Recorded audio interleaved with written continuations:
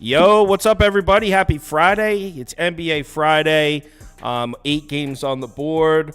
Coming off a decent day. Actually, the 7 games last night, my picks were 5-2, and I had the Knicks under in there. So it was actually like 6-2, but my 2 losses were my 2 favorite bets.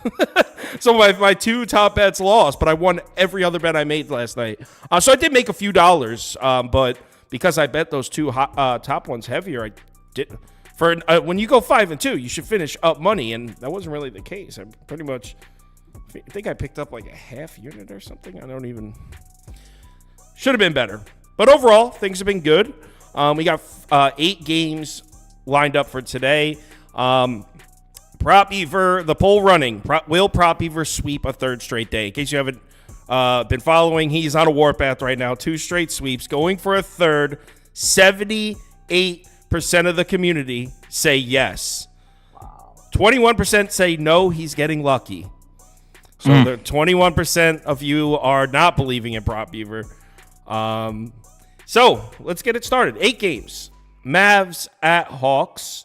Let's run the poll. Hawks catching a point at home. Mavs -1. Hawks +1. Over 244. Under 244. All right, you know what, Prop Beaver, you're on a warpath. No, let Lander go first because my dogs. All right, Lander, go ahead. I'm going under. I'll just give the pick right away. Shit, we're on the same thing. Nice, yeah. Kyrie's out. I was on the fence, and then I was just pushed right over, and I don't think it's gone down. Right, it's still like 244.5. I liked it at 240.5 last night. You crazy bastard. Still good at 240. Now it's great. I'm fine at 240. But yeah, I think the thing that you look at, and by the way, I don't want to pretend like I didn't watch that video because I did. And I was originally like, what am I missing here? Like, why did it even open at 239 or whatever it opened at? Right? I was like, what am I missing here? If like it's in terms of an over, that was my first thought. I know the Hawks are on the season awful at defending the 3, and I know all that stuff about, and obviously that's what you need against Dallas. You don't need to go to the rim. So, I mean, you can if you want to, but you get what I'm saying. Either way, main point is like, then you look at the more recent stats, and that's when it just changed for me. And I'm not saying Atlanta's a world beater on defense by any means. I'm strictly saying once you took Kyrie out of that lineup, and then now I know that they have to go for 3s, and they've at least shown a propensity, probably related to when Jalen Johnson came back about 10, 11 games ago. And at least they have somebody that's versatile enough to go out on the wing and still guard like a 3-and-D size type of player. Then they were a lot better at guarding that position, where they were just like hemorrhaging points to shooting guard, small forwards, and those kind of wing players. Now they're a lot better against them because they have guys that are out there a lot more. I wish I could say Sadiq Bey wasn't out there as much because he hasn't really been good on the wing as a defender, but he is. So that always makes you nervous. But I'm sure they'll put him on someone who's not quite as much of a shooter, and then they'll be fine. Yeah, and I want to bring something up real quick, bringing up the graphic, bring it onto the screen right now. So actually, real quick, let me put mine up. As you guys know, anyone who watched the video I uploaded last night knows that I'm also on the under. Now, clearly, some sharp money came in on the over because it moved the wrong way. I like the under. I think it was I believe it was at 240.5. It got all the way up to 244.5. I even saw 245. So now it's come back down a little bit, which makes me feel a little more confident. At least there's some buyback. I don't know what they're seeing. Whoever these sharps are buying, whatever money's coming in buying on the over, I'm not seeing it. I'm guessing they're going by pace of play. But if you look here, so all the way to the outside of this chart is pace, right? So is the full season. And pace is the bottom row. So look at the bottom row and look at the very outside for each. Now, the full season, they're both top 10 in pace. Dallas 10th, Atlanta 5th. But look at the inside row. Last 5 games. Both have not been running at the same pace. I mean, this should be 2 average pace teams based on what we've seen the last 5 games. Neither team is running the floor as frequently as they were earlier in the season. That's the only thing I can think of why they're buying in on the over. This Hawks team isn't playing the same as they were a month and a half ago. They're not playing those run and gun 3-point shootouts anymore. They're attacking the basket. They're even playing some defense on the perimeter. So, I'm on the under. A lot of people in the Discord like Dallas here. And looks like the poll, everyone's betting Dallas. I kind of wanted to get to Atlanta, to be honest. I didn't. I'm not saying bet the Hawks, but that's where I wanted to get. when I was looking at that, I wanted to get to Atlanta. I feel like it would be a sharp spot to play the Hawks. Not getting there. I'll just take the under. Prop Beaver. Yeah, so this is my favorite play of the day. I'm going with Derek Lively, 10 plus points. I looked at that. Yeah. I was able to snipe this at plus 150 last night. The original line was at 8.5 at plus 100. And I noticed that whenever he went over 8.5, only one time he's gone and hit 9 rather than the 10. So I did the alt line at plus 150. Now, with Kyrie announced out, it's at over 9.5 at plus 104 is the best line you could get it at FanDuel. I still love it. He's gone under his last 4 or 5 games, but we need some context there. In those unders, Lively left early in one of them. He was without Luka in one of them, which is pivotal because he needs Luka's dishing to get to the basket.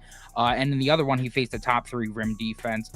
Now he's with Luka, who doesn't have an injury tag. He's facing a Hawks defense that's strengthened up around the perimeter, but it's still 29th in rim frequency and 21st in rim efficiency this season, allowing the 5th most field goals made at the rim. And that's important because Lively, 80% of his shots come at the rim, 80th percentile amongst centers. And what I do like is that Lively, despite going under recently, he's seeing some stability in his role since returning from injury. He's played 25 plus minutes in 4 straight. And with 25 plus minutes this season and Luka active, he's 10-6 overall, averaging 11.7 points per game. But more importantly, he's 7-0 on the road, averaging 14.3 points per game. And over his last 6 to 7 on 1 day's rest, averaging 12.3 points per game. Now, I had written this earlier. If Kyrie's questionable and he misses, this has become a smash play. Well, I think it's smash play because with Luka and no Kyrie, he's gone over his last 6 and 9 overall, averaging 13.3, and is 4-0 on the road, averaging 16.3 points per game, way over the total today. Capella's also questionable in this one, and Atlanta's already vulnerable down low. So if he's out, this could be an all-you-can-lob buffet. I mean, Onyeka Okongwu, not really a guy I respect at the rim. If you saw last year when Capella was out for an extended period of time, centers were going off against this Atlanta team. So I just think that there's tons of value here. I think they're going to, what is it? I forget the word. They're going to blitz Luka. They're going to try and get him uncomfortable, and that could lead to some nice opportunities for Lively. I was looking at Lively points and rebounds. That's the one because I was seeing if there's any last minute graphics I wanted to add for the show. The Dallas defensive rebounding numbers are terrible. I think they're 28th of the last 10 games. So yeah. I was looking at the same guy. The one thing that worsens though is like Luka when he's on the floor, Lively's rebound worsens, but then his points are much better. So that's where I went points over the rebounds and points. Got it. All right, so our poll is all over the Dallas Mavericks. 64%, 21%. Oh, no. 64% voted Mavericks, so everyone's clicking Mavericks here. 21% picked the under. Just 11% of you said you would take the Hawks. So Hawks, super sharp play here. Everyone's taking Dallas. I wanted to take the Hawks. Line movement, if you check it out. Let me, where's it at? Line movement's heading towards the Hawks. It was at 2.5 this morning at 9 a.m. 1.5. Now it's down to 1. So the Kyrie news too. Yeah. Oh yeah. True. Duh. Hawks would be a razor sharp look here. Next. Good man. Trey's questionable too. You might be getting ahead of it if he plays. Yeah. Capella's pass is questionable. There's a few there that. Yeah. But as far as the under, I like it either way. Yep. Suns at Pacers. Suns minus 5. I forgot to add, if Trae Young sits, I will be playing DeJounte Murray over assists. So if Trae Young sits, you'll play DeJounte Murray over assists. Okay. I believe he's questionable still. So yeah, I just according to RotoWire, Trae Young and Capella both still questionable. All right, he's in the blue tent. Concussion.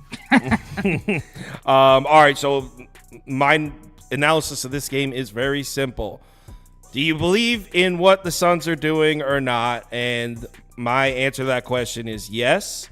Now, you've probably heard me say this recently, but I said at the end of last NBA season, I said the Suns were going to be either the best or the second best team in the Western Conference this year. As in, I said next year at the time, this year. I still think that's a possibility. I mean, they were injured for a lot of the beginning of this season. And this Suns team really looked strong down the stretch. The team they lost to in the playoffs last year was the champions, the Nuggets. They've won 7 in a row, going for 8. You got the Pacers on a back-to-back. I think there's a lot of people. I think the Pacers playing the Pacers here is what people in the Discord would refer to as fake sharp, where it's like they're betting it because they think it's the sharp side, even though it's not really any great reasons to do so. They're on a back-to-back, no Halliburton. Obviously, I'm going to be on the square side here with the Suns, but I actually think they might beat up on them pretty good. I think this might be a double-digit win. So I'm going to ride with the Suns, going for 8 in a row. Yeah, I'm pretty much on the same page as you. What I decided to do is I didn't decide to lay the points with Phoenix, even though that is definitely where I would lean. I took the Pacers team total under 119.5, got that at -110. I like that. I just think this is way too high without Halliburton on 0-day rest, facing a Phoenix defense that's significantly better on the road. Phoenix at home, 19th in efficiency, 20th in effective field goal percentage. Put that on the road, and they're 4th in efficiency and 1st in effective field goal percentage. Suns road opponents are 15-4 to under 219.5, with 2 of those overs coming at Utah. As we know, a haven for scoring points. Utah moves at a fast pace. Their offense is excellent at home. So I'm going to give them a pass there. The Pacers, without Halliburton, they lose 3 possessions per 48 minutes and go from 123.9 in offensive rating to 117.4, which is a pretty dramatic drop-off. This Indy team is 7-4 to their team total under without Halliburton this season. They're averaging 117 points per game. But they scored 109 and 105 points their last 2 games on 0 days rest without him. And in fact, if we look at their last 5 games as a whole on 0-day rest, Pacers are 5-0 to the under, averaging just 106.6 points per game. Phoenix's main weakness has been protecting the perimeter, but Indy without Halliburton doesn't really attack the perimeter. 24th and above the break frequency, 27th in corner frequency. The last 10 games, Halliburton missed all but one of those. And then on top of that, this is a Pacers team, as we know, they thrive in transition, but Suns are 3rd in transition defensive efficiency. Indy scored only 110 in their last meeting versus Phoenix at Phoenix, despite shooting an unholy 45% from three-point land. So I'm going to take what feels like an inflated line just due to Siakam joining the team. I don't think he all of a sudden makes them that much better. I would probably set this line at 114.5. So at 119.5, I'm going to take my shot at the under. I like it. And Florida State fan in the comments are saying these teams don't play defense. It's going to be a shooting fest. Phoenix actually has some decent defensive numbers on the road. If you're a person that buys into the home away splits, they actually have been playing all right defense on the road. Josh? And been playing good defense as of late, really, just in their last, roughly on this 7-game win streak. Exactly. Down to 108.5 defensive rating in that time frame. And they don't play that fast. But yeah, even, what's interesting is I also like the offensive rating stuff. My bet real quick is under of the game. So I like I'm on. Oh, beautiful. Yeah, I can just take I can just talk about Phoenix a little bit more since you talked about Indy with their under. I agree. I like the whole thing because of the defense of the Suns, most importantly, and the back-to-back for the Pacers. I tried to get cute with an under on them recently, but quick shout out for yesterday when everybody called the Pacers on the show, right? I think all 3 of us had we did all have the Pacers yesterday. That was awesome. They smacked them, and yeah, that was a big part of why the Philly defense wasn't there too. Was they're just already in Denver, right? That's where their brains were. Obviously, is big reason for what we talked about there. But this is definitely, you don't even call it a letdown spot. It's just like now Phoenix comes in, they're not in the same conference, and always look at that after you just played a conference rival and the biggest rival for the Pacers this season, the team they keep playing, other than the Bucks, right? Bucks, then the 76ers. But you get my point there. Now it's not quite the same kind of thing. Without Hallie, we're talking about 6-2 to the under. Also during this 7-game win streak, 6-1 to the under for the Suns there, because they're also playing defense and people aren't necessarily tuned in yet to these late, Arizona or West Coast games when they're playing, and they're playing a lot more defense. Their offense is still great. They're still basically as a team shooting 50, 40, 85-ish or whatever. So they're definitely still shooting really well, but that's also because they play at a slow pace. They get their shots off the ball movement and basically imbalancing the defense, right? And getting one of those dudes open, and both Booker and KD especially are just always kind of open, especially KD. So it doesn't really matter. There's not the horses to deal with them, but I don't think the Suns are necessarily interested in playing at that pace with the Pacers. They've been winning without it and scoring without it, and the Pacers won't have that offense for all of the reasons that Prop Beaver just said. Yeah, so it looks like we all kind of lean in that way. I also would lean under as far as the total. I like Prop Beaver's bet, the team total under. Toast said he's tailing you on this, Prop Beaver. I think there's an awesome correlation too. I hate taking an under with a spread of any kind, but I'll take an under with a money line for sure. And right. That's a nice plus money bet there. All right. So 69%, 21%. Our poll heavily towards Phoenix. So yeah, if you're betting the Suns, you're definitely on the square public side. I don't care. I'm on it. Next game, Houston at Charlotte. Really don't like the line here, but I'm doing it. I'm not going to try to outthink or think myself out of the bet. I really would have liked to see this line drop down to like 4.5, or so at least like I felt a little better. At 5.5, it seems like they're kind of, I don't want to use the terminology they're begging you to take the Hornets, because that's just like an overuse. Like, that's not what's happening, but it feels like maybe I'm not seeing the game as, like, I would put this one at like 3.5. So at 5.5, I mean, the Houston Rockets on the road are like, hold on, I need to bring up the graphic 1 second, because words just don't do it justice. So it's NBA Friday right here. NBA Friday. Or the Warriors. Oh yeah. Except for less star power. Alpi Şengün is nice though. Yeah, he is cool. So I guess it would be. Sorry, 1 second. 003. There it is. From the upload last night. Look at the Houston Rockets numbers on the road here. Stinky. So they're 6-12-1 against the spread on the road this year. That's 29th in the NBA. So they are the second least profitable team in the NBA behind the Hawks. One of the worst road teams in basketball this year, and it's not getting better. In the last 9, they're 1-8 against the spread and 2-7 straight up. So we're going to lay 5 points with a team that's 2-7 straight up on the road. That's just crazy. Yeah, I didn't even put my pick up yet. Sorry about that. I am on the Hornets here. I actually sprinkle a little bit of Hornets money line in there too. I get it. Betting the Hornets is terrifying, and they've been so bad. But this has got to be one of the games they have circled as a winnable game, and there's not many of those on the Hornets schedule. I think the Hornets are a live dog here. I'm on Charlotte. Yeah. So I like Charlotte too here. But I'm specifically isolating a man who's hot as all hell right now. I'm taking Brandon Miller over 25.5 PRAs, minus 115. The guy's on heaters last 4 games. He's averaging 33.5 PRAs during this span. And I just feel like the books are showing the Houston defense way too much respect. Sure, Houston's defense on the season, they're great. They're 7th in defensive efficiency. But over the last 30 days, that's fallen to 19th. And they have some sizable home-away splits. This is a defense that's 2nd in efficiency at home, 17th on the road. And just looking at their defense by shot zone the last 10 games, Rockets have been excellent protecting the rim. 3rd in rim frequency, 5th in efficiency, but they are pretty goddamn bad everywhere else. During the last 10 games, they've allowed the 2nd fewest rim field goals made, but they've allowed the 5th most in the paint, 2nd most from long mid-range, 5th most from corner, and 7th most from above the break. They can't stop jump shooters.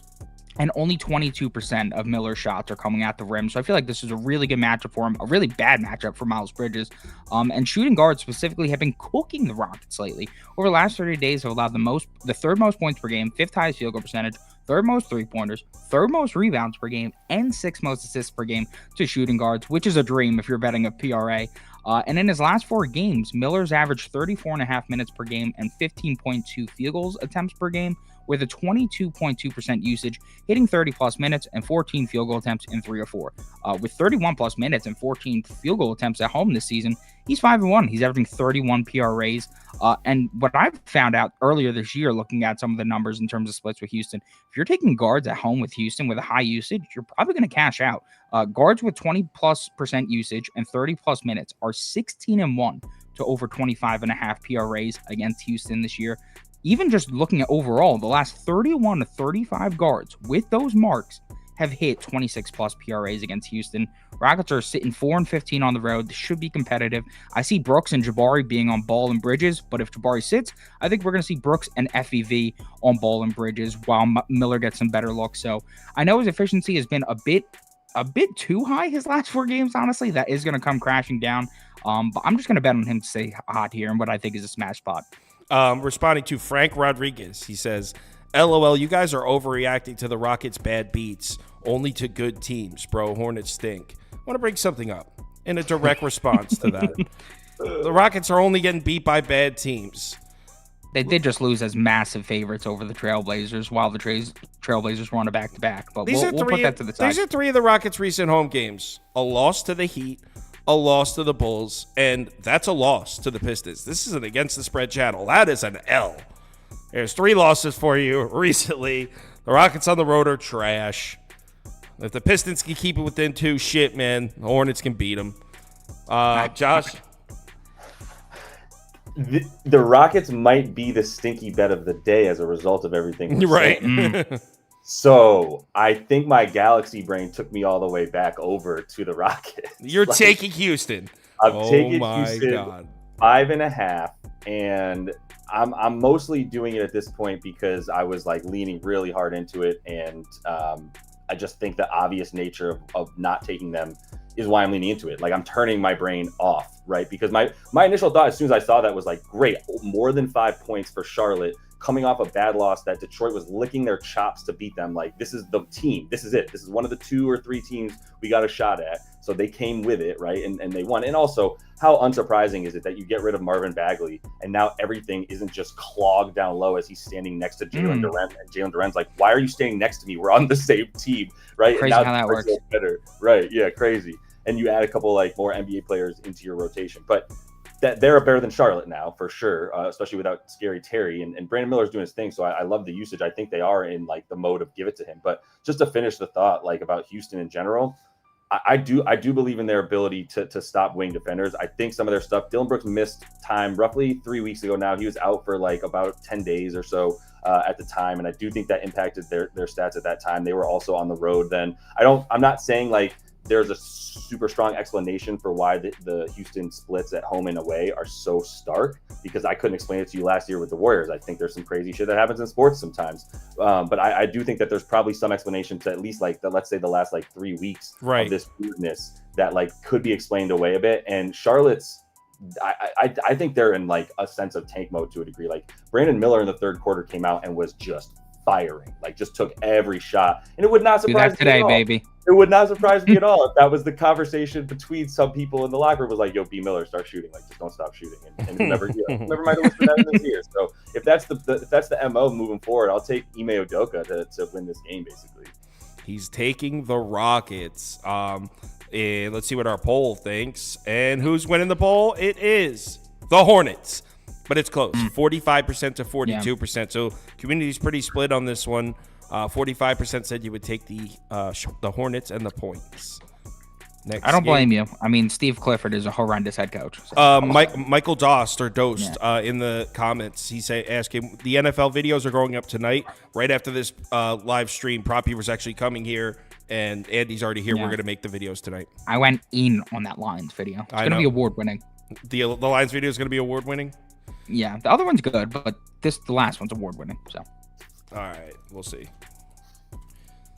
Clippers -7.5, Raptors +7.5 over. Has this line moved since Paul George was listed as questionable, or is it still 7.5? I haven't seen it, but you know what? Let me check real quick. Now, pretty much, it's at 7.5 best odds on action. Somewhere, but yeah, it's still pretty much 7.5. Oh, an 8. Okay, so if anything, it moved up a bit. Yeah. All right. Yeah, Dwight, the Nets with the back door. That was dope. And Mikal Bridges missed 2 free throws at the end there, and I thought we were screwed. He's a hero. No. He's not a hero. He tried to be the villain. He missed 2 free throws at the end of the game. And speaking of which, Kevin Huerter, what the hell, man? Also missed 2 free throws at the end of the game. Yeah, that was wild. But after that, when we get to Harrison Michael Jordan Barnes, 39 points. I know. We went off. I was at Christ. Torched him.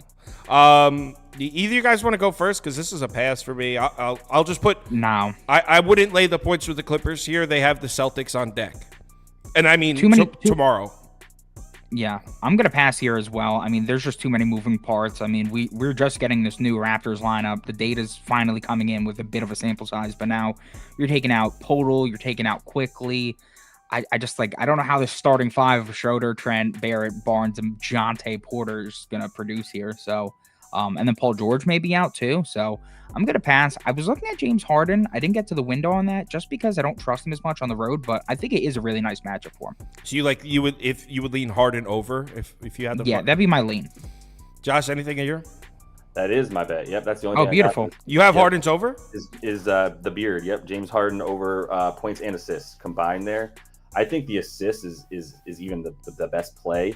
If you wanted to take that, a double-double is plus 115. If you want some form of 10 assist bet there, bump it up, to get actual juice. If you take 10 assists, that would be the way to do it. But yeah, I mean, the thing, I think he's in rhythm, man. This is the best he's ever looked. I don't think there's any question of that. I mean, and best, let me be specific about best. Like, this is the most enjoyable to watch he has ever been.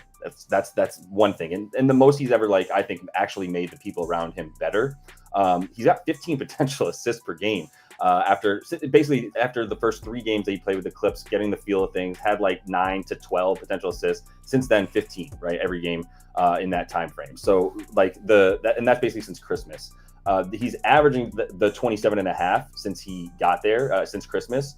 And that's been ticked up even more so as of late. The defense without Pirtle is also just not good for Toronto, and quickly is a very good off-ball defender and has been a very helpful, like, switchable defender for them, defending the arc mostly, because down low they have just been a turnstile, as we know, and it's highly predictable. They don't have Pirtle, they get rid of Siakam. Okay, so now we're talking about Chris Boucher. We were talking about this the other day, right? Precious Achiuwa isn't even there, who isn't even that good, to be honest, but that would be better than what they have. So I think that the assist will be there because there's also not that many fouls coming from the Raptors. They're literally just a turnstile. That's not even offering any resistance. They're limited. They have like the 5th fewest free throw attempts allowed against them, but the like 3rd most points in the paint allowed against them. So you see the direct correlation here. It's just get whatever you want at the rim, and that makes it easy for James Harden to just find cutters.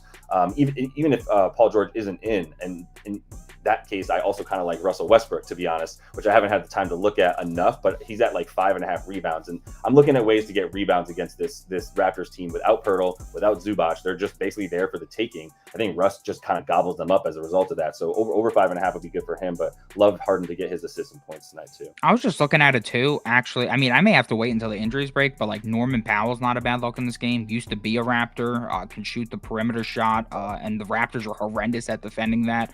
2 games without George this year, he scored 21 and 21 points. And then as you were saying, Russell Westbrook, I don't mind the matchup for him. There's no rim protection. He's aggressive on the boards. He can rack up the assists really easily. And we've seen him get a bit more minutes lately without Zubac. He's actually been playing the 5, weirdly enough, in some of their sets they've been playing. So if you get Paul George out of there as well, I think you give him like a floor of like 25 plus minutes. He could really go off here. So yeah. Only thing I'm worried about is a blowout. The Clippers should kill this team. They should. I want to bring this up right here because this is a good question. So is there data to back up the look-ahead theory? And this data is harder to find because you can find all kinds of numbers looking at teams on 0 days rest. So essentially looking at the second game of a back-to-back. But to find numbers on the first game of a back-to-back is a lot harder. But a lot of times what you'll see is the minutes. You'll just look at it and be like, why did he only play 24 minutes? And it's like, oh, they had a game the next night. So that's where you'll see a lot of. But that's actually a good question. I'm curious to see if you guys know of any. Because like I can name 3 sites off the top of my head where you can look at data on production on the second leg of back-to-backs on 0 days rest. But on the first leg, I don't think there's much out there. You guys know of any? I've never seen a site that offers that. Yeah, they should, though, because you manage the team differently. They should show that. Absolutely. I haven't seen any kind of model that can really account for what the sort of mental or even just tangible strategies are when you're on the front end of a back-to-back where bettors, that's still a really sharp observation is like, why will this team not care? Why will this guy not get minutes, right? That's a pretty easy observation to make. And it 100% is a factor all the time where you'll see star players get 24, 25 minutes. It doesn't always happen, but it happens sometimes. So there should be data out there to show that. All right, so according to the poll, 54%, 34%. So our poll is definitely on the Clips here. And I mean, Raptors without Quickly, without Pirtle, I get it. But I would go the other way, Raps. This is a pass for me, though. Oklahoma City at Nolans. And I guess the line move is a reflection of Zion Williamson potentially not playing, right? Yeah. Okay. Thunder -1.5. Pelicans +1.5. Over 239.5. Under 239.5. Personally, I think New Orleans has been the better team recently, and I mean recently, like the last 2 weeks. Oklahoma City hasn't looked quite as dominant as they did earlier. With Zion out, that definitely throws a wrench in it. I did bet this. It's my smallest bet of the night, though. But I'll put it up on the screen. So I'm a little worried here. So New Orleans has been putting up really good numbers with one of the strongest schedules in the NBA recently. I like that. This is obviously a big one. Oklahoma City sitting at the 1 seed. This is a big game for New Orleans. And they're at home. Now, here's the part where it gets really difficult. Oklahoma City 6-0 against the spread in their last 6 trips to this arena here. 6-0. So the Pelicans have really struggled with the Thunder on their home floor.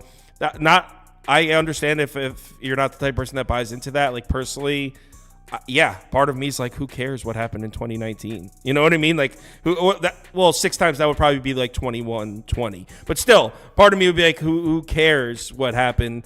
Even last year, sometimes I'm like, who cares what happened?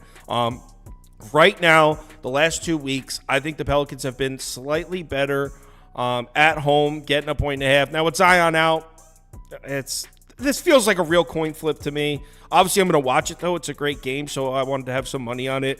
But if you're on Oklahoma City, don't let me talk you off of it, because I don't feel strongly enough about my bet to try to convince you otherwise. Either of you guys like anything? Yeah, I actually love my play, but I just don't know if the player's going to play now. Zion Williamson, yeah, I got his over 4.5 assists earlier today at -130. I still love it at 5.5 at that plus money. I think it's got some great value here.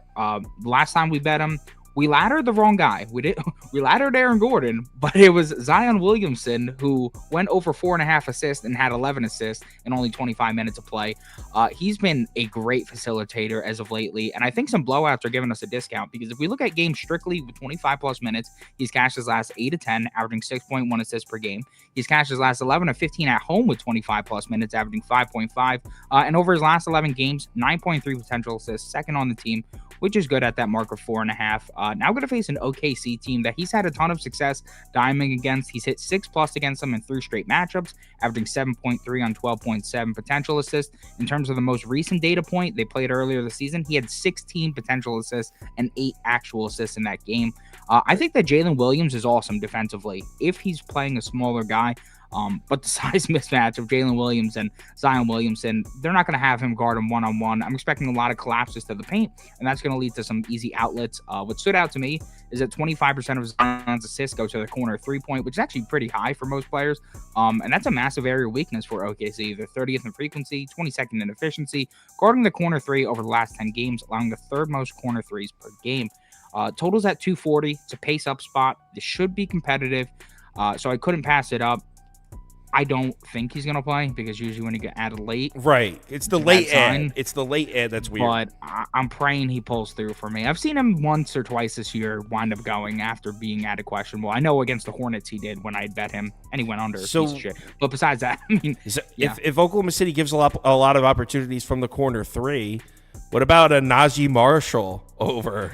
My only issue with the corner 3 is that, like, it's such a small frequency. Yeah. There's nobody that has like a 50% corner 3-point frequency. You know what I'm saying? Yeah. Because then those guys, I would be like, all right, well, right. If you're betting someone counting on corner 3s, you're talking about like 2 or 3 shot attempts. Like it's a small amount. Unless you're PJ Tucker on the Rockets. Yes, precisely. Then you get 6 corner 3s a game. The corner 3-point king. Josh, do you like anything here? You know I don't diet on Pelicans. Even with the cover the spread kings of the NBA for 3 years in a row with the Thunder alongside their queen, the Magic. Like, I still can't get involved in this. I was all over Zion, by the way, with you. I was on the same stuff. I was on rebounds and assists combined. I was on his RA for this game. And even that made me nervous as hell, because I just don't know. Like, Zion should dominate going to the rim. He's gotten rebounds against his team all the time. Every time he plays them, really, the last 4 or 5. Because of the fact that that's where they're weakest. They need a guy like Pascal Siakam, for instance. They need someone like that can bang bodies. That's not Chet. We know that. I would love to see them get a really strong power 4, and they don't have that. I don't know if Zion's playing, so I got nothing else on it. All right. Our poll. Let's see what we got.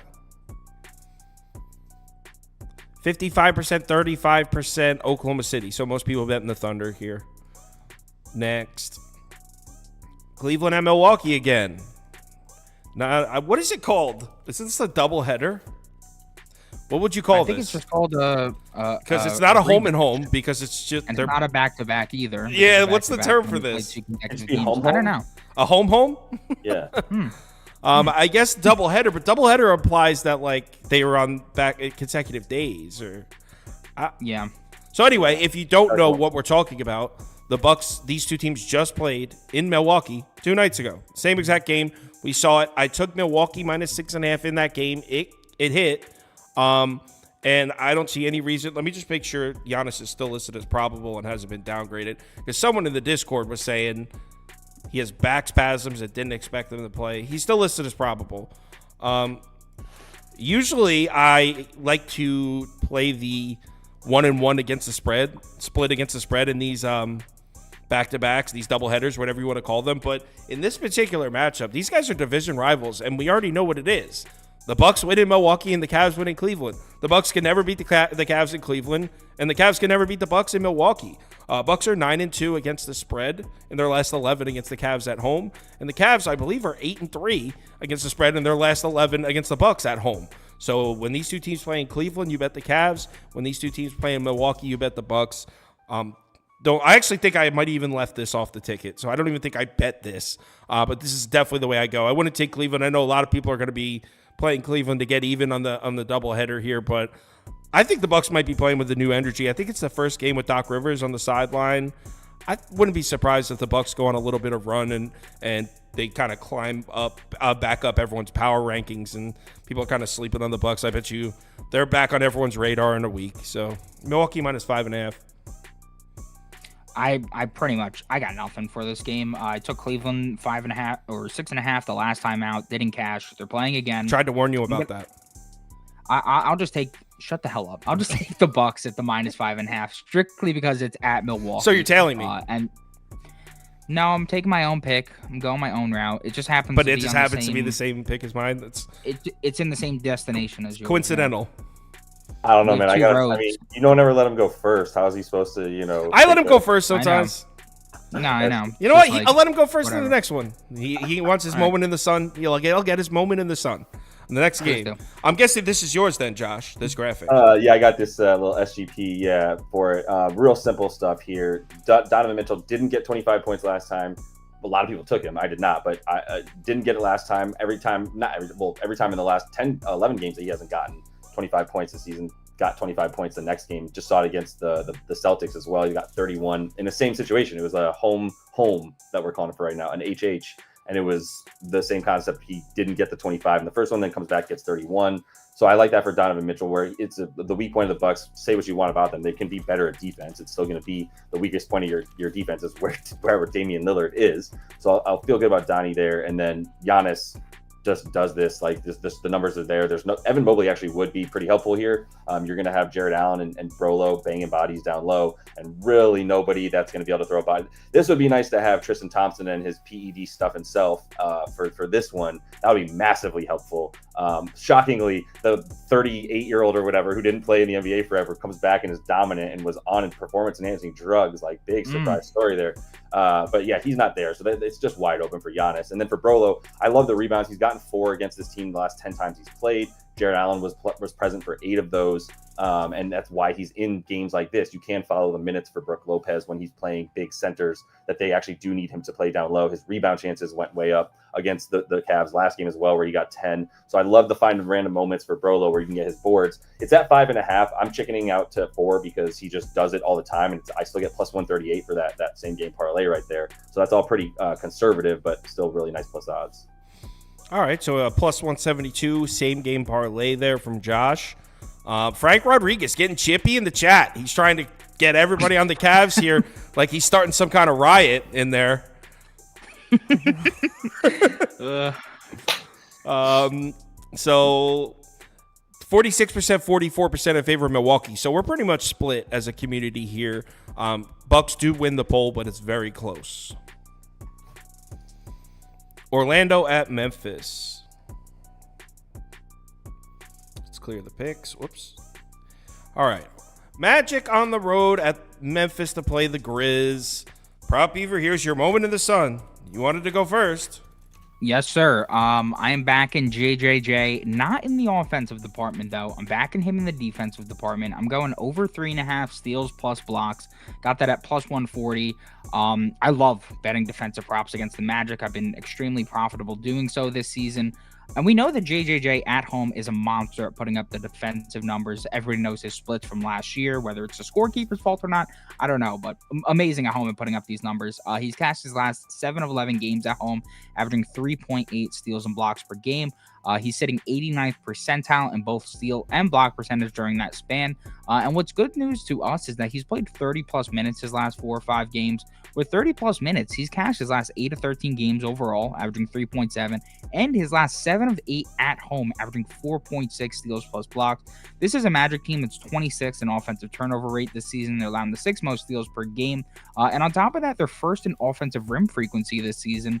They got Franz Wagner back. They got Fultz back, so they should be back to attacking that rim quite often. There was a little bit of a period where they didn't because of the injuries. And we've seen JJJ playing a lot at the 5 more lately, which is good for block opportunities. He's had 3+ blocks in 3 straight games against the Magic. So really what I'm asking for is I'm asking for a steal along with those 3+ blocks, or hey, only get 2+ blocks and get those steals that just about everybody and their mother has been racking up against the Orlando Magic lately. I just think at the price, I'll take my shot here. And what I think will be a competitive game. I mean, sure, Orlando is at full strength, but they're not nearly as potent on the road. And these Grizzlies have been scrappy, man. Even without everybody in the lineup, they've been scrappy. Vince Williams Jr. is a beast. So, yeah. Okay. Josh? Yeah, I'm on some props here. I didn't have the balls. I don't think Memphis is the play fully. So I'm actually going under for Triple J in the PR there. Wow. So wait, he's going over blocks and steals, and you're going under points, rebounds, assists. Yeah, but not the assists. That should just be points and rebounds. Oh, my bad. That's my bad. Yeah, I might have sent it incorrectly. Either way, it's just 32.5 for the points and rebounds. Actually, been diming up because he's the point guard and the shooting guard and the power forward, and he's just the offense. It's like 22 shots a game for him. But all of that said, I'm telling you about the under, and one, it's just still one of the worst rebounding big men. And 2, we're back to Orlando full strength. Wendell Carter Jr., Paolo, Franz, Goga Batadze can be thrown in there more. It's like there's just a whole lineup of 6. They're 6'10 Orlando, whatever their nickname should be. It's like everybody's 6'10 except for Markelle Fultz, who's like 6'5 at the point guard spot, right? And even Jalen Suggs, a nice 6'4, 6'5. So they're massive. And with all that said, like now you're talking about Triple J, who he's either going to score from 3 or he's going to score down low. And that's exactly where you don't score against Orlando. Honestly, you would really love to be able to hit some mid-ranges, or you need to be a lot bigger, to be honest. And he's big enough, but when you're going in amongst the trees and their defensive field goal percentage back up to top 5 in the league, it dipped a little bit. Their 3-point percent against as well has dipped and been really good as of late. They're back up to about the 6th fewest threes that they allow as well. So they're ball hawking the 3-point line, forcing you off of it. And then once they force you in there, they've got a whole host of players that if you need to get close to the basket because you don't have any kind of mid-range, which Triple J does not, then you're in a bad spot to be able to score on them. So as far as the rebounds are concerned, like he's at like 8 or 9 rebound chances in a couple of these games. I do expect this to go slowly. I do expect Orlando to miss a decent amount of shots because their offense is not good on the road. That's why this total is at like 217 or something really small. But either way, I don't think the rebounds are going his way in this one either. All right, so this one, I'm on Orlando. I think they beat the hell out of them. This is kind of all right. So you know what? Let me start by bringing up a graphic. That's where I'll start here because my thoughts are kind of scrambled on the game. All right, so I wanted you to look at the Magic. So the Magic defensive numbers are on the left side here, and I want you to look down at the bottom. Above the break 3 and corner 3. If you look at the last 5 games, which is the inside comment, those numbers, the inside column, those numbers have dipped in the last 5 games. And that is kind of congruent with how I feel about the Magic as far as I think this is a good time to buy back in on them. If you look at the Magic recent schedule, every single team that's just gotten red hot in the NBA, the Magic has seen in the last 2 weeks. It's like very unlucky here. I mean, some of the teams they've seen recently, they played the red hot Cavs during that stretch, and they were on a back-to-back there. They played the red hot Knicks team. By the way, they beat the Knicks. They were like one of the Knicks' only losses recently. The Knicks, I believe, are 11-2 in the last 13. One of their losses is Orlando. They went on the road to Oklahoma City.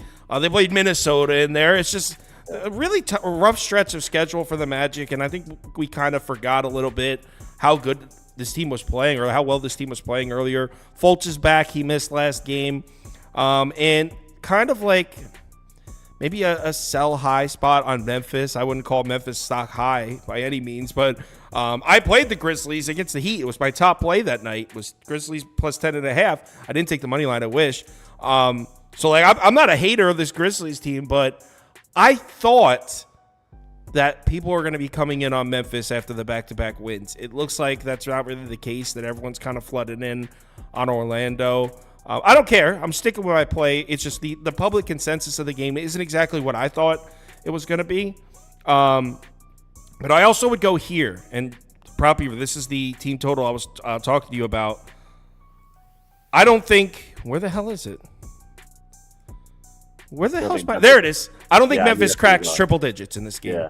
I expect the perimeter defense to return for Orlando. They were playing great defense on the perimeter this year for 90% of the season. Now all of a sudden they can't defend the above the break three. No, they can.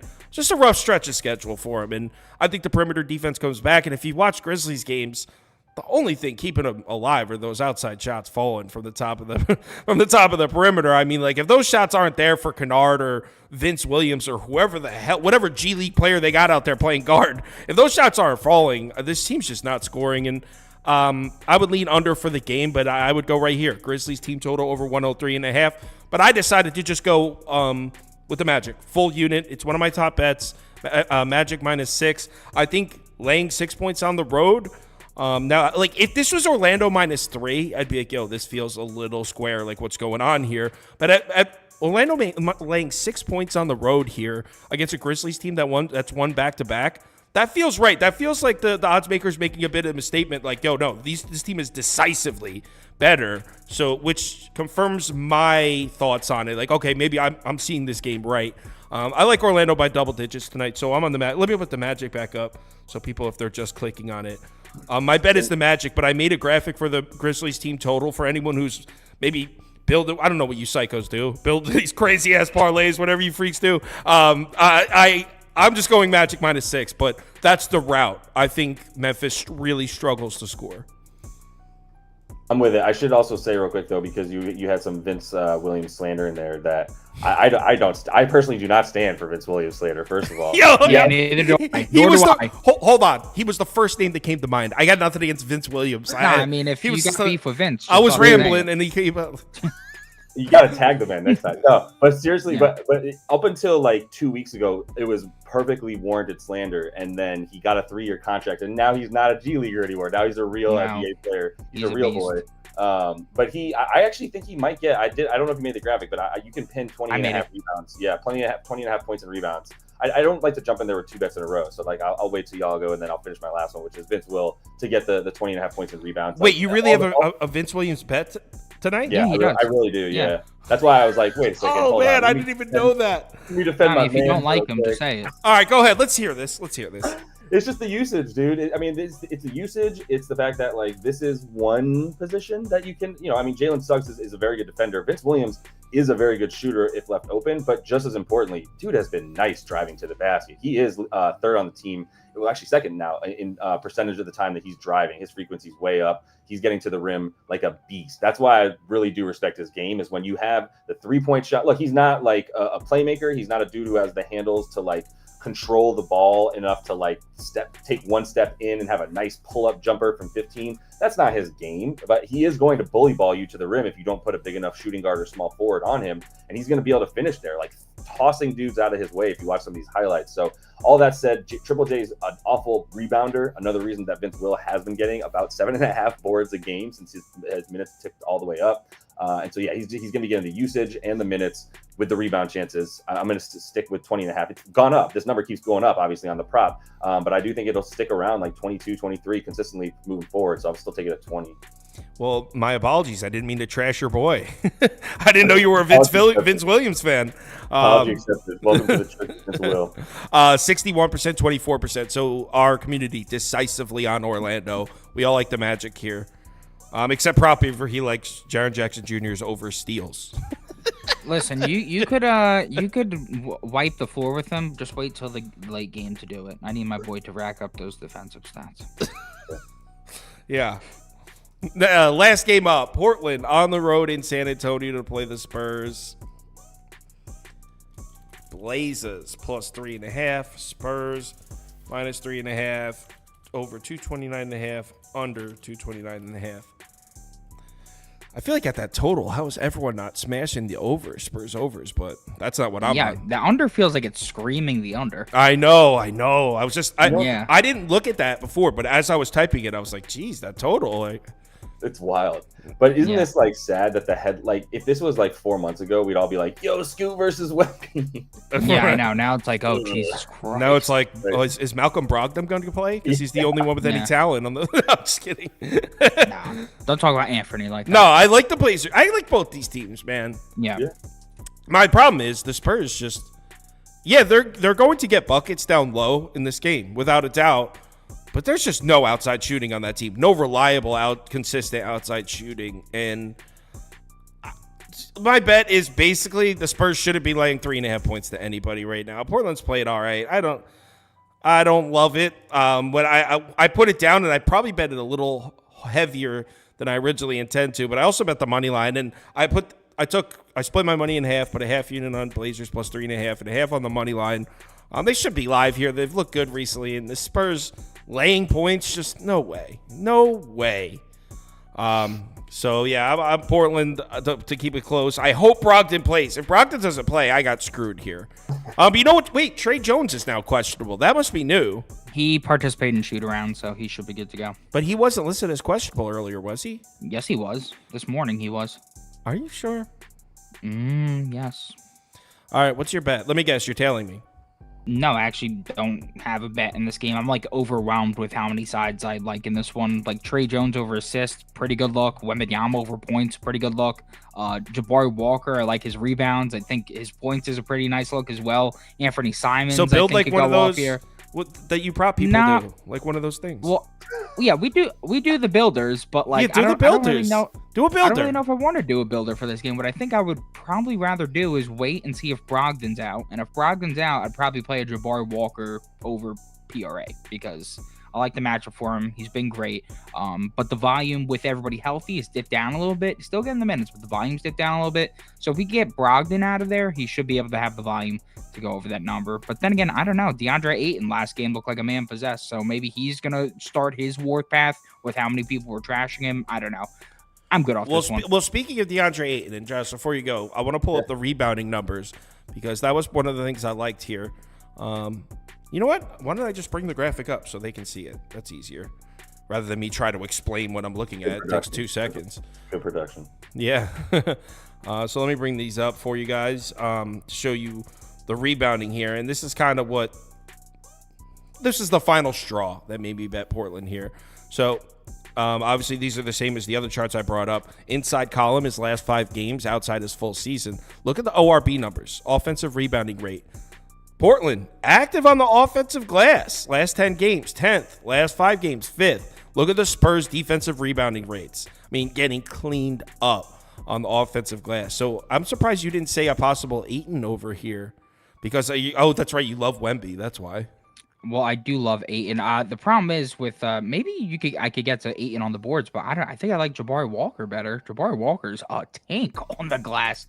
And Ayton, who knows what his effort's going to be on any given night. From points perspective, all I can see in my head is Ayton trying his stupid little mid-range and Wembanyama sending that shit to Mars. I could see about 55 of those tonight. So, yeah. Segue. Oh, there we go. 2.5 blocks for Wemby over. Yeah, okay. It makes a ton of sense with how Ayton shoots the ball. Dominating, about to have his shit sent, like you said. So yeah, 2.5 blocks. I mean, the whole team they attack the rim. Not much shooting. You got a lot of Matisse Thybulle minutes going on these days. So they're not much wing shooting. Maybe get some corner stuff, but yeah, they're attacking the rim a lot. Really, Malcolm Brogdon, like we're saying, the only guy besides Simons really shooting, and Jeremy Grant to a degree, but he's doing a lot of dribbling and turning it over too. Wemby, obviously, we know with the blocks, everything that he can do. The only person with a higher block percentage this season is Walker Kessler, and he's doing that in actually fewer minutes than Wemby's playing at this point. Now that Wemby's actually back up to about, in the last 10 playing the 28 minutes, because now he's starting at center. So yeah, the blocks will be there for whomever is putting up a little soft baby hook predominantly. Dominating, and the Blazers are getting blocked. I think the third most this season at this point, the third highest block rate against them. So yeah, if you want the blocks against this team, you got little Scoot Henderson trying to get to the basket.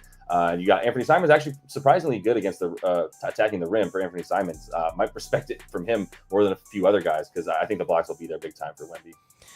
I might actually tail you on that, honestly. I might go with the 3.5 though, because I feel like he rarely goes over 2.5 without the 3.5. The last time these two teams faced off, Wemby had 7 blocks. 7. He played 24 minutes in the bowl game. Did Ayton play in that game? Going up. No. If anything, it makes me like it more because Ayton gets stuff. Play this game. Yeah, I mean, it's just the baby hook is like the most blockable shot I've ever fucking seen. So. To the guy in the comments that keeps complaining about the background music, it's playing at minus 34 decibels. Turn your television down, bro. If that music is too loud, you have your shit blasting, because that is quiet as hell. Got it in surround stereo. Yeah, for real. He's got his shit rocking. 49%, 34%. Community likes the Blazers. So Blazers are going to get a shot to get in the community parlay. Oh, don't worry, guys. I got an underdog. I know you guys were worried. Oh, thank you. Yeah, I was sweating bullets over you guys just can't hog the prop market. Got LaMelo Ball higher than 26.5 points. We talked about jump shooters. They went with Brandon Miller. I went with LaMelo Ball. Scotty Barnes higher than 37.5 PRAs. That's prop beavers. He said that yesterday, right? Weren't you talking about with quickly out? Oh yes, but then what I did say after you're afraid of the blowout. Like, the matchup's not the best. The blowout potential. Yeah, but he should have all the opportunity in the world to hit that today. 37.5 PRAs, and SGA lower than 32.5 points. Obviously, high risk with that, but Pelicans defend the short mid-range shot very well. In fact, one of the best in the NBA. We know how often he likes to shoot from there. So that's pretty sharp. A lot of sharp cappers I know were on that today. If you don't have an Underdog Fantasy account, it's available in any state highlighted in this map. So if you're in one of these yellow states here, head over to the website or download the app, Underdog Fantasy. When you make your account, make sure you use the promo code BET, B-E-T. That'll get you a $100 deposit bonus match. So if you deposit $100, they will give you a free $100 to play with. How about a community parlay? Dun, dun, dun. It's not the community parlay. Remember I used to have a graphic for the community parlay? It was like, yeah. I got to bring that back. We lost, you know what? When the network drive crashed, that's when we lost that. Yeah, when our employee kicked our own network drive to the ground. He's not joking. Andy really did kick it. The kid's a scumbag. All right, so Mavericks. Mavericks. He can't hear you. He's sitting next to me, but he's not listening. Yeah, good. Suns money line. Rockets, Hornets. Hornets money line. Hornets won that poll. Clippers, Raptors, definitely Clippers. All right, first leg of the community parlay. Cast your votes.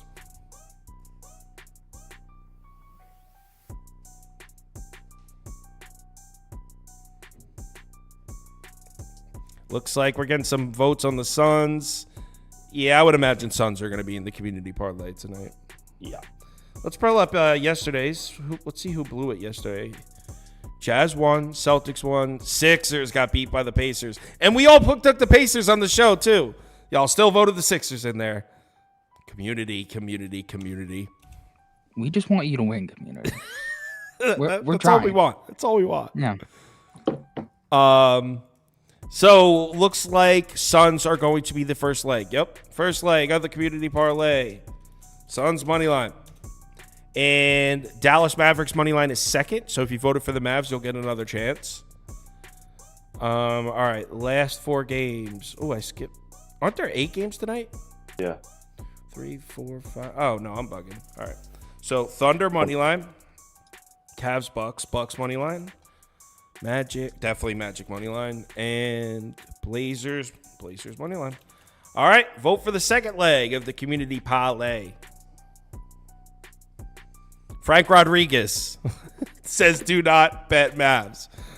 I think Frank Rodriguez invested in stock in the Cleveland Cavaliers, and he gets paid out for how many people he gets to bet the Cavs. He's like picketing outside the building back Cleveland. Amazing. I think he said that though because Trae Young just got ruled in, so the line's definitely gonna move. Did he say that? Yeah, the line was he did He get didn't ruled say in. that. He's No, just he didn't. giving him I that thought you said analysis. when you said that you said the Hawks. No, he said Mavs. Yeah. He said, "Do not bet Mavs." Yeah, the Mavs are playing the Hawks, are they not? Yeah, And then you yeah. brought But up he the didn't say Cavs. anything about Trae Young, though. Why are Grizzlies underdogs? Asked Dougie Ray. I don't know if you've watched Grizzlies basketball the last couple months. They're missing a few guys. Like Vince Will. They're missing their, I think, top 9 guards on their depth chart. Yeah, they may actually be. I mean, Jesus. No, David Roddy's out there. Yeah, is he, I mean, I consider him a forward, but he might be running the Inverted point. guard Shit. turned forward. He has the David Roddy handle. still healthy. Yeah. I'll never forget that David Roddy game when he almost beat Michigan in the first round of the tournament at Colorado State. That was Yeah, electric. that was sick. That's how I know who David Roddy was when they drafted him. I was like, oh shit, I know that guy. Yeah. Because he was Only reason I know him, bullying too. Michigan. I know him because his nickname is Big Body. Oh, is that really his nickname? Big Body. Body Roddy. Didn't even know that. Yeah. The best nickname in the league these days. Second leg of the community parlay is going to be as soon as the graphic will pop up. Come on now. Come on now. Oh, there it is. Thunder. Thunder money line. Suns money line, Thunder money line. Now, the second place finishers. We have Mavericks, Clippers, Magic, Bucks. Magic? Let me see that. Capella also just got ruled in, by the way. Mavericks. Wow, hopefully Mavericks don't get in there. Clippers. And then a lot of people voted for the Magic, and a lot of people voted for the Bucks. So the first and second place finishers of this poll will complete the community parlay. First and second place.